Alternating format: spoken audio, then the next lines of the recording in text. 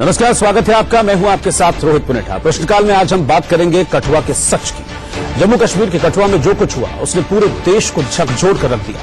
अब इस मामले में इंडिया न्यूज के पास दरिंदगी के शिकार बच्ची की एक्सक्लूसिव पोस्टमार्टम रिपोर्ट है। ये रिपोर्ट न केवल, ये मेरे हाथ में जो रिपोर्ट है, ये न केवल इस बात की पुष्टि करती है कि बच्ची के साथ गैंगरेप हुआ, बल्कि ये भी बताती है कि उसके साथ ऐसी बेरहमी की गई जिसे बयां नहीं किया जा सकता, बताया नहीं जा सकता। पीड़ित बच्ची की पोस्टमार्टम रिपोर्ट से जो खुलासा हुआ है वो वाकई में हैरान कर देने वाला है।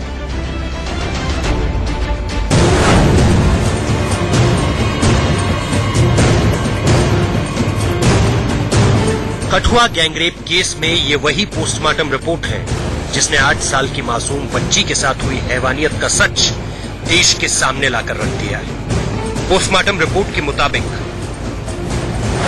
बच्ची के साथ सेक्सुअल असॉल्ट हुआ और बच्ची के निचले हिस्से में चोट के निशान भी पाए गए हैं। इसके साथ ही बच्ची के प्राइवेट पार्ट में खून के धब्बे और घाव के निशान की भी पुष्टि हुई है। पोस्टमार्टम रिपोर्ट में बच्ची के शरीर के कई हिस्सों में खरोंच के निशान भी हैं और दाहिने कान के नीचे गहरे घाव भी। दरअसल जब क्राइम ब्रांच को ये केस सौंपा गया तो ये उनके लिए पूरी तरह से एक ब्लाइंड केस था और जांच टीम ने जिन कड़ियों को जोड़कर दुनिया के सामने रखा वो देखिए। जांच टीम ने सबसे पहले पहली तस्वीर को खंगाला जिसमें बच्ची के कपड़े पर कीचड़ दिखाई दिया, लेकिन वो कीचड़ उस स्पॉट से मैच नहीं कर रहा था जहां बच्ची की डेड बॉडी मिली थी। इससे ये बात साफ हो गई कि बच्ची की हत्या कहीं और की गई और बॉडी को यहां लाकर फेंका गया। अब पुलिस इस जांच में जुट गई कि ये कीचड़ कहां से आया, जंगल में कहां और किस इलाके का हो सकता है। लिहाजा बच्ची की और तस्वीरें मंगाई गई और उनको बारीकी से खंगाला गया। पुलिस ये देखकर हैरान रह गई कि बाकी तस्वीरों में कीचड़ के निशान क्यों नहीं थे। ये साफ इशारा कर रहा था कि सबूतों से छेड़छाड़ की गई और इसमें किसी पुलिस वाले का हाथ ही हो सकता है जिसने सबूतों को मिटा दिया। 10 मार्च 18 की रिपोर्ट में 6 सैंपल पुलिस द्वारा एफएसएल को भेजे गए थे और उस 6 सैंपल में 4 फोटोग्राफ थी और 2 कपड़े थे। 4 जो फोटोग्राफ थी X1, X2, X3 और X4, उन फोटोग्राफ्स में एफएसएल ने बहुत क्लियरली मेंशन किया है कि उन पर मड लाइक मटेरियल प्रेजेंट था, यानी मिट्टी के दाग या धब्बे, मिट्टी का मटेरियल उन पे जमा हुआ था, जो कि फोटोग्राफ्स में क्लियरली दिखाई दे रहा था। और एक पर्टिकुलर फोटोग्राफ X3 फोटोग्राफ में ब्लड स्टेन लाइक मटेरियल दिखाई दे रहा था। फॉरेंसिक जांच में इस बात का खुलासा हुआ कि सबूतों को मिटाने के लिए बच्ची के कपड़े जब्त करने से पहले धोए गए थे। लिहाजा जांच कर रहे स्थानीय पुलिस वालों से पूछताछ शुरू कर दी गई, जिनका क्रॉस एग्जामिनेशन किया गया और उन्होंने सबूतों से छेड़छाड़ की बात कबूल ली। जांच के दौरान पुलिस को मंदिर से 8 बाल मिले जिसे डीएनए टेस्ट के लिए भेजा गया, जिसमें से एक बाल बच्ची से मैच कर गया। इससे यह साबित हो गया कि लड़की को इसी कमरे में रखा गया था। फिर सांचीराम और सभी पुलिस वालों से पूछताछ की गई, जिनसे पता चला कि लड़की को मंदिर में अगवा करके रखा गया था। इस बीच इस केस को लेकर कई तरह की थ्योरीज सामने आई है, जिसमें लड़की के साथ रेप हुआ या नहीं, इसको लेकर भी सवाल उठे हैं। Bureau report, India news.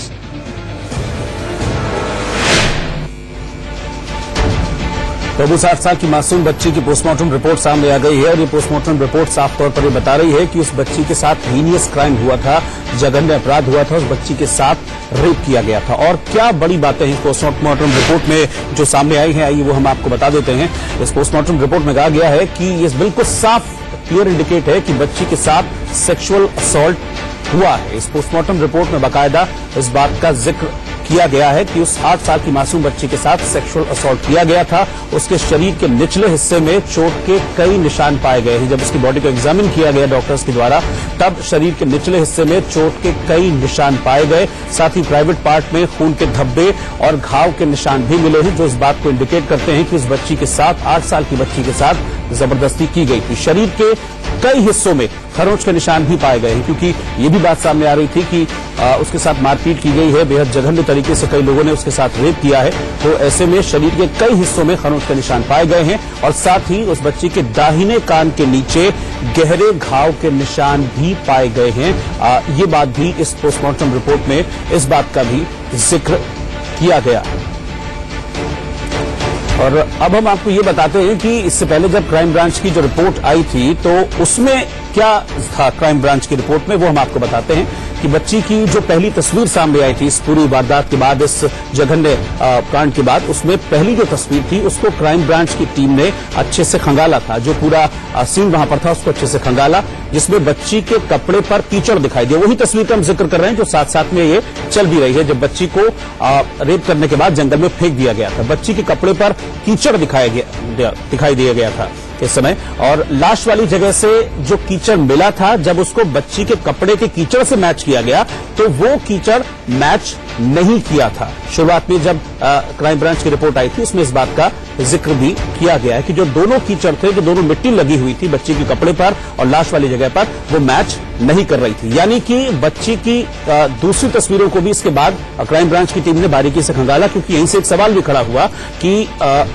बच्ची को कहीं और असॉल्ट किया गया, उसके बाद उसको बाद में लाकर यहां पर फेंक दिया गया, इसलिए दूसरी तस्वीरों में कीचड़ के निशान नहीं पाए गए थे। जब बाकी की जो दूसरी तस्वीरें थी उनको खंगाला क्राइम ब्रांच की टीम ने। जांच के दौरान पुलिस को जो देवस्थल बताया गया था या मंदिर जो था उससे 8 बाल मिले थे जब उसको खंगाला गया, क्योंकि ये बताया गया कि वहां पर बच्ची को कैद करके रखा गया था और वहीं पर उसके साथ गलत हरकत की गई थी। डीएनए टेस्ट जब हुआ इन 8 बालों का तो उसमें से एक बाल जो है इस बच्ची के साथ मैच कर गया, यानी कि उस बाल का जो डीएनए था वो इस बच्ची के डीएनए से मैच कर गया और इससे ये चीज क्लियर हुई कि वो बच्ची यहां पर आई थी, उस बच्ची को यहां पर रखा गया था। लेकिन अब चूंकि पोस्टमार्टम रिपोर्ट आ गई है तो इसने बहुत सारी चीजें जो हैं वो साफ कर दी हैं। अजय जांडाल हमारे संवाददाता इस वक्त हमारे साथ जुड़ रहे हैं जम्मू से। इस खबर को लगातार वो पहले दिन से रिपोर्ट कर रहे हैं और इस वक्त हमारे साथ हैं। अजय, सबसे ज्यादा इंतजार मुझे लग रहा है कि इसी पोस्टमार्टम रिपोर्ट का था, लेकिन अब जब ये पोस्टमार्टम रिपोर्ट आ गई है तो उसने ये तो क्लियर कर दिया है कि बच्ची के साथ रेप हुआ है, क्योंकि पिछले काफी दिनों से ये भी बातें चल रही थी कि रेप हुआ है या नहीं। सोशल मीडिया पर भी ये चीजें बहुत ज्यादा ट्रोल कर रही थी, लेकिन अब इस पोस्टमार्टम रिपोर्ट ने बिल्कुल क्लियर कर दिया है। डिस्ट्रिक्ट हॉस्पिटल कठुआ की ये रिपोर्ट है जिसमें यह साफ है कि बच्ची के साथ बलात्कार हुआ, रेप हुआ। जी बिल्कुल, आप सही कह रहे हैं, क्योंकि पोस्टमार्टम रिपोर्ट जो क्राइम ब्रांच को मिली है, क्राइम ब्रांच ने जो कोर्ट में सबमिट की है उसके मुताबिक अगर बात की जाए तो 2 रिपोर्टें हैं और दोनों रिपोर्टों में ये चीज, इनिशियल रिपोर्ट में ये कहा गया था कि शायद इससे जो है कहीं ना कहीं छेड़छाड़ हुई है, उस जो सेक्सुअल असॉल्ट हुआ है। उसके बाद जो दूसरी रिपोर्ट है उसमें भी ये साफ हो जाता है कि कहीं ना कहीं उसको जो चोटें हैं, चाहे वो उसकी जो प्राइवेट पार्ट पे हैं या पूरी बॉडी पे, जो कान के नीचे है, उसके उस शरीर के ऊपरी हिस्से में जो चोटें हैं वो भी साफ दर्शाती हैं कि इसके साथ जबरदस्ती हुई है और इसको सेक्सुअली असॉल्ट किया गया है। आपको बताऊं, लगातार ये चीजें जब कड़ियां जोड़ी जा रही थी क्राइम ब्रांच द्वारा तो कहीं ना कहीं बड़ी परेशानियों का उनको सामना करना पड़ रहा था। ये खुद जो एक उस टीम की मेंबर है, एक डीएसपी, वो बता चुकी हैं। उन्होंने ही बताया कि किस तरह से उस जो देवस्थान है वहां पर वो पहुंचे। वहां पर जब अंदर जांच की गई तो वहां कुछ एक सबूत मिले, उसमें बाल बड़े इंपॉर्टेंट थे। जब उनका डीएनए टेस्ट हुआ है तो उससे पता चला कि ये बच्ची का बाल है, जिससे ये लगा कि ये कहीं ना कहीं उसको वहां लेकर जाया गया था। और कुछ बाल जो है वो शायद एक जो अभी तक जो आरोपी अरेस्ट किए गए हैं उनमें से एक के हैं। तो ये एक बड़ी इंपॉर्टेंट चीज थी। इन्हीं कड़ियों से साफ होता है कि इस पोस्ट जो रिपोर्ट है क्राइम ब्रांच की उसमें साफ होता है कि कहीं ना कहीं उस बच्ची से सेक्सुअल असॉल्ट हुआ है, उससे बलात्कार हुआ है और कहीं ना कहीं उसी की बिना पर जब पूरे षड्यंत्र को देखा गया उसके बाद जो है चीजों कड़ियों को जोड़कर ये रिजल्ट्स निकले हैं। ठीक है, आप मेरे साथ बने रहिएगा। इस वक्त मेरे साथ फॉरेंसिक एक्सपर्ट जुड़ गए हैं, डॉक्टर अमरनाथ मिश्रा, क्योंकि पोस्टमार्टम में ऐसी बहुत सारी चीजें हैं जो टेक्निकल लैंग्वेज में लिखी हुई हैं, वो मुझे लगता है कि डॉक्टर अमरनाथ मिश्रा बहुत बेहतर इसको बता पाएंगे। डॉक्टर साहब, आप अगर बता पाएं, ये तो क्लियर है कि रेप हुआ है इस बच्ची के साथ, इस पोस्टमार्टम रिपोर्ट ये बताती है। इसमें और क्या बातें लिखी गई हैं, क्योंकि ये भी कहा गया कि बहुत हीनियस, बहुत जघन्य तरीके से बर्ताव किया गया उस बच्ची के साथ। क्या ये पोस्टमार्टम रिपोर्ट इस बात को भी साबित करती है? पोस्टमार्टम रिपोर्ट तो मैंने बहुत अच्छे से अभी नहीं देखा, लेकिन उसमें जो मेन पॉइंट्स मैंने देखा तो उसमें ये है कि सेक्सुअल असॉल्ट हुई है जी, उसके जो है सबूत उसमें मिलते हैं जी, और बॉडी जो है काफी दिन के बाद मिला, इसलिए डिकम्पोज था, शायद सेमिनल फ्लूइड न मिला हो। लेकिन यदि हम डीएनए प्रोफाइलिंग करते हैं, जो हेयर वो क्राइम सीन पे मिला है, बॉडी पार्ट पे मिला है विक्टिम डिजीज के, तो वो उससे जो है को रिलेट हम कर सकते हैं। अच्छा डॉक्टर साहब, मुझे बताइए कि इस तरह के केसेस में क्या चीज इंपॉर्टेंट होती है? ऐसे केसेस में क्या है, वेजाइनल स्वैब हमें चाहिए होता है।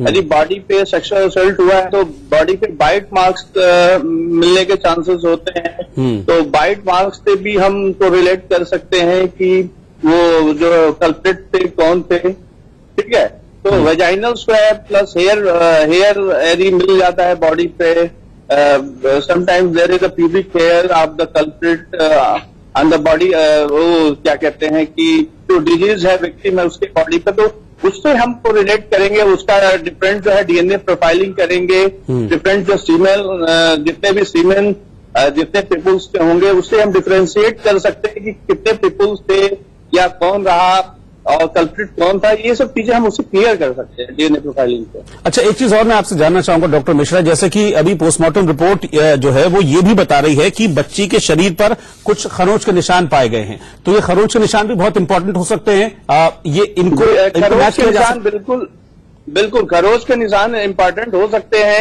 अब वो नेल के खरोच हैं, that is abrasion, that is a खरोच। आप दैट पर्सन जो कल्प्रिट थे उनके नेल के थे, या जो है उसको बॉडी को जो है यदि वो स्लिप किए हैं, सरकाए हुए हैं, जंगल में ले गया, इधर उधर फेंके, तो किसी प्लांट से वो हो गया है, किसी मतलब नुकीली चीज से, ये सब चीजें देखनी पड़ेगी।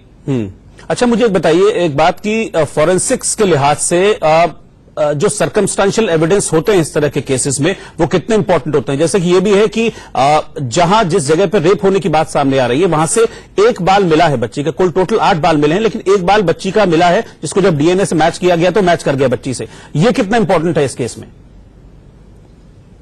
भाई बच्ची तो मिली है तो ये तो प्रूफ हो गया, लेकिन यदि और जो 8 बाल और लोगों के जो मिले हैं तो यदि उनका प्रेजेंस है तभी मिला है, और यदि प्रेजेंस है, know the Locard principle, traces हमेशा मिलेंगे। क्रिमिनल कितना भी चालाक हो तो ट्रेसेस मिलेंगे। यदि हेयर मिला है तो उसको कोरिलेट करा जाएगा, और भी एविडेंस देखे जाएंगे, उनसे पूछा जाएगा, तो तब जाके हम फाइनली कुछ बोलेंगे। अच्छा, इसमें अभी पोस्टमार्टम रिपोर्ट आई है। अच्छा, एक चीज मैं और आपसे जानना चाहूंगा, अभी 2 रिपोर्ट की बात कही जा रही है, इसमें दो पोस्टमार्टम रिपोर्ट आई हैं। क्या ऐसा पॉसिबल है 2 पोस्टमार्टम रिपोर्ट? और अगर ऐसा होता है तो क्या उसमें कुछ डिफरेंस वगैरह होता है? क्या ऐसा कुछ है? पोस्टमार्टम रिपोर्ट का मतलब ये हुआ कि डेड बॉडी का हमने एग्जामिनेशन किया, एक्सटर्नल इंटरनल, और वो रिपोर्ट हमने दिया। यदि फर्स्ट जो है एक डॉक्टर की टीम जो है पोस्टमार्टम एग्जामिनेशन करती है तो जो चीजें पाएगी तो वो चीजें तो सेकंड डॉक्टर वो सेम चीजें तो मिलेंगी नहीं। जो एक्सटर्नल फीचर्स है, जो एक्सटर्नल वेजाइनल स्वैब है या सेमिनल फ्लूइड है या बाइट मार्क्स है, ठीक है, तो है वहां मिला, तो वो तो दोबारा तो नहीं मिला क्योंकि वो कलेक्ट किया जा चुका फर्स्ट पोस्टमार्टम एग्जामिनेशन में। तो कुछ तो डिफरेंसेस आएंगे।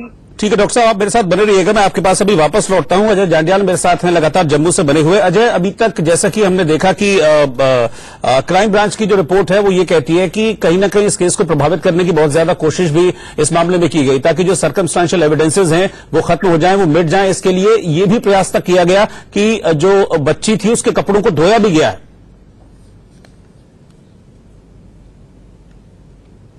जी बिल्कुल, जो क्राइम ब्रांच ने अपनी इस रिपोर्ट में कहा है, उसमें जो सबमिट की गई है कोर्ट में, उसमें कहा गया है कि जो इनिशियल टीम पुलिस टीम जब इसे इन्वेस्टिगेट कर रही थी उनको कहीं न कहीं पैसा देकर उनसे जो एविडेंस मिले थे, खासतौर पे बच्ची के कपड़े जो थे उनको कहीं न कहीं उन्हें वॉश किया गया, जिससे ये हुआ कि जो एविडेंस है कहीं न कहीं उससे टेम्परिंग हुई है, ये उसमें कहा गया है। मगर अब ये सारी चीजों के बाद पूरी जो रिपोर्ट जो है कोर्ट में फाइल हो चुकी है, जिसमें मेडिकल रिपोर्ट्स हैं, जो इनिशियल जब डॉक्टर ने चेक किया है वो रिपोर्ट है, उसके बाद पोस्टमार्टम हुआ है, वो सारी चीजें हैं। उस पोस्टमार्टम रिपोर्ट में जो चीजें तथ्य दी गई हैं उसमें यह साफ होता है कि कहीं ना कहीं उस बच्ची से जो है वो सेक्सुअल असॉल्ट हुआ है, उससे सेक्सुअली हैरास किया गया है, उससे बलात्कार की पुष्टि होती है उस क्राइम ब्रांच की रिपोर्ट से। जो चीजें कहीं ना कहीं मतभेद हैं वो ये इस चीज को लेकर हो रहे हैं। जो आरोपी पक्ष हैं, उनके जो वकील हैं, उनसे हमारी बात हुई, उनका कहना है कि जिस तरह से ये रिपोर्ट में बोला गया है कि जिसमें लिखा गया कि हो सकता है इसे सेक्सुअल असॉल्ट किया गया हो, इसमें यह नहीं लिखा गया है कि इससे बलात्कार हुआ है, क्योंकि ये छोटी बच्ची थी 8 साल की, इसलिए इसके साथ अगर कोई ऐसे गैंगरेप होता है तो कहीं ना कहीं उसके जो प्राइवेट पार्ट हैं उसमें डैमेज होना चाहिए था।